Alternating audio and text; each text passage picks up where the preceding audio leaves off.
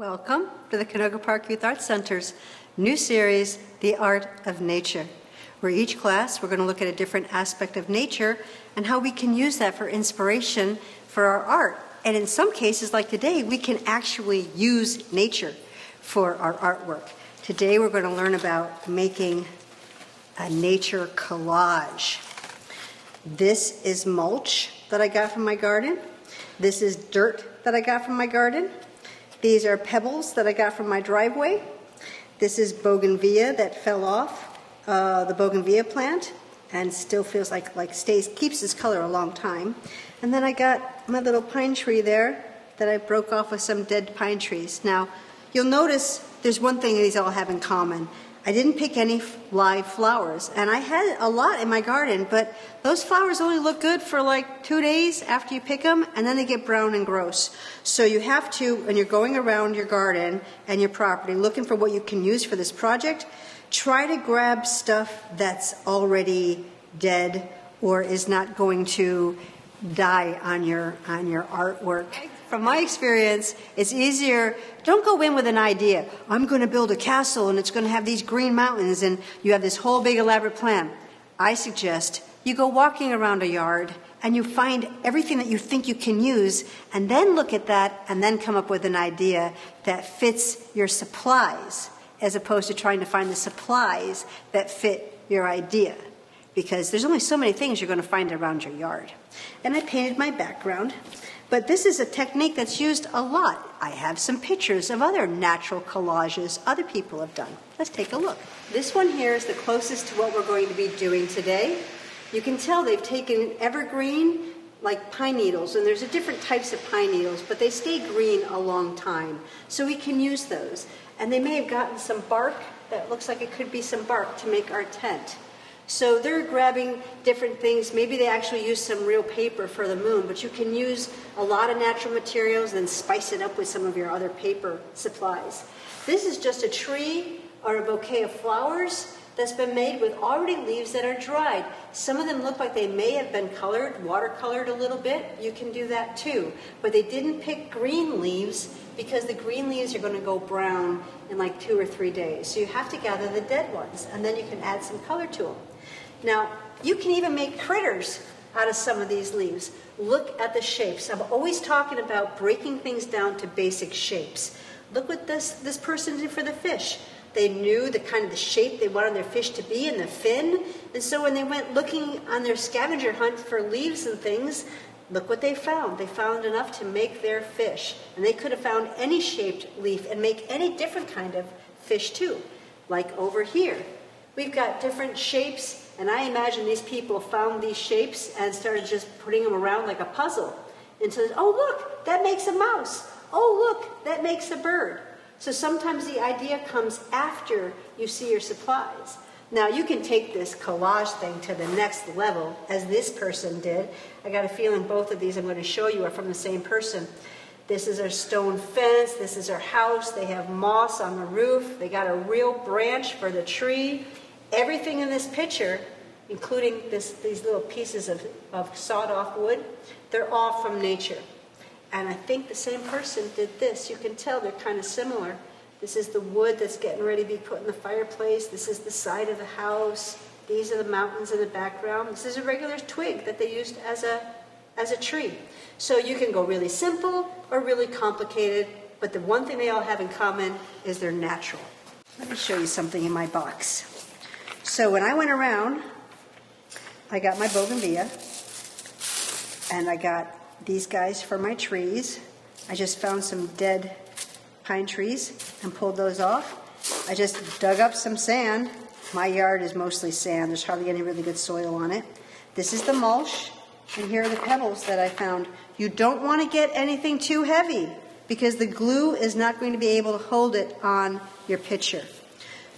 So let's take a look at this one last time. I did a very simple drawing. I put my horizon line in. I knew that my sand had a finer texture than my mulch. So if it's farther away, I'm going to see less detail. So when I chose where is my dirt going, I made it farther away. And the stuff that's chunkier and bigger, closer, because I can see the detail of that. This, not so much. And I've said to myself, how are you going to use these bougainvilleas? It's like, well, I didn't want to put them on the ground, and I didn't want to cover the whole sky with them, but I bet you they'd make great pink clouds if the sun is setting and the sky is turning pink. So do you see how I molded my idea around the supplies that I was able to secure? So let's see if we can make one of these. All right, now, because it's so simple, I don't need to put a pencil drawing in, because all I need to do is I'm going to draw my horizon line. Now you'll notice my paper is smaller today, right? Because the stuff that we're putting on our paper is going to be heavy. So the smaller the paper, the lighter it's going to be when everything gets added on. Now, there's 2 rows to my landscape. So let's put another row in here too. And then I'm going to put my pathway in. And then I'm going to put some clouds in. Maybe you remember from Cactus and Clouds the lesson about how clouds are flat on the bottom. Let's put in a bigger one here. See? Flat on the bottom, puffy on the top. Give myself a little sun. This is all that's required so far. Now, if we were just to use the materials that I'm going to put on it, there'd be so much white paper showing, it would look weird. So we are going to put like a base coat of paint on here first.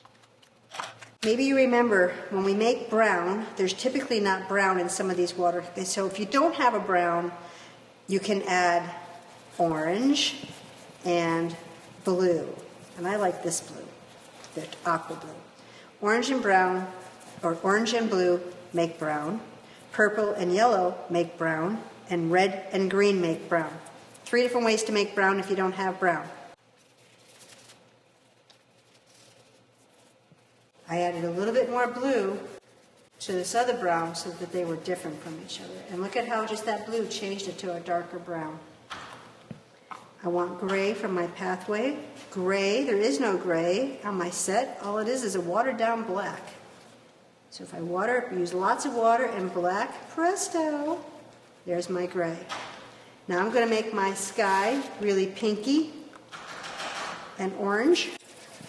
Looks like I got to clean my orange out though. So let's just take a minute to clean my orange out because we just made brown in there, right?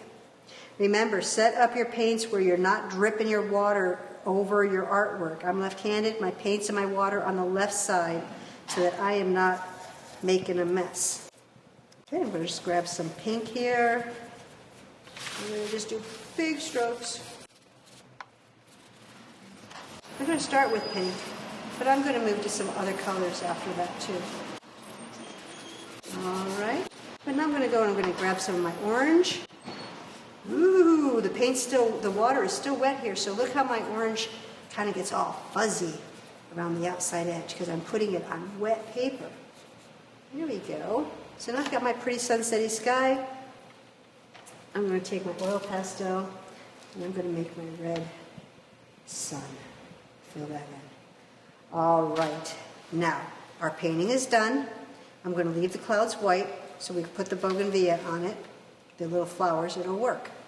So, the only other thing you guys are going to need is glue. Now, I have one of these glue brushes, but you can use a popsicle stick if you want, and white glue, just like Elmer's glue, because this stuff gets a little heavy and it's got to stick.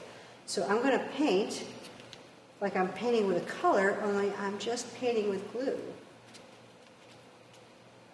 And I'm putting a bunch on there.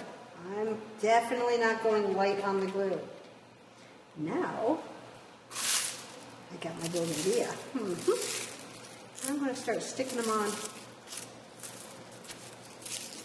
And you'll notice that the ones that have been laying on the ground longer are a slightly different colored pink. They're more faded.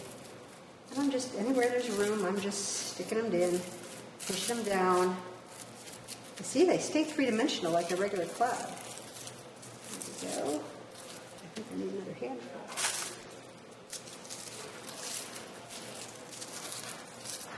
So you're getting some natural variety in the colors by how long that bougainvillea has been sitting on the ground after it fell off the plant. Okay, push it in, make sure everything's stuck. Okay, now we have our clouds. That's why you have to use a lot of glue. Now, on my mountains here, remember how I said they're farther away? So I'm going to put glue on here. Remember, this dries clear. So don't think I'm covering everything else and turning it white. This stuff dries clear. All right, now I'm going to take my sand. I'm going to sprinkle it. You can go to a dollar store and get different color sands too, but this looks more natural. All right, now this is why I think you should have a little tray like that. I'm going to hook it down a little bit, but then watch what I have to do. I have to get all of this extra off. So I go to my box, I tip it, and there we go. And when that dries, I can scoosh that off. Now I've got to put more of my chunky little mulch down here. So again, I'm putting lots and lots of glue down here. And then I'm going to grab my chunky mulch, sprinkle it down, press it down, and remember the glue dries clear, and because we didn't use white, we colored our white paper, then it's going to show brown. Wherever there isn't mulch, it's going to show brown. Now I'd pick this up and show it to you right now, but we need time for this glue to dry. Now the last thing I have to do is my little pathway. And this needs the most glue of all, because of all the things I'm using today, those pebbles are the heaviest. Grab my petals, come back, kind of spread them around a little bit, make sure they're actually in the glue. All right, now I would have to wait probably about 15 minutes before I pick this up to show you guys. So I'm just going to give you some room to look at it like that. So now when I'm done, I'm going to pick it up, and anything that's not stuck on the glue is just going to pop off, and there'll still be a lot more on there. So that would be the last step, to pick it up when it's dried and to let the stuff that the glue didn't get fall off. Well, that was fun. And the most fun part of it really was walking around my yard as a scavenger hunt, trying to find the things that we can use. You never know, like it changes the way you look at art supplies when you're walking around. Oh wait, I can use that, and I can use that. It makes you see your own land, your garden, in a different way. So now hopefully when you go into your backyard, you're not going to look at that stuff the same way. Maybe you'll look at it like, wow, I can use that. I can use that in my artwork, and look, I can use this. So nature gives us so many things we can make art out of. I hope you enjoyed today's installment of The Art of Nature. Thanks again for joining us at the Canoga Park Youth Art Center. We'll see you again next time.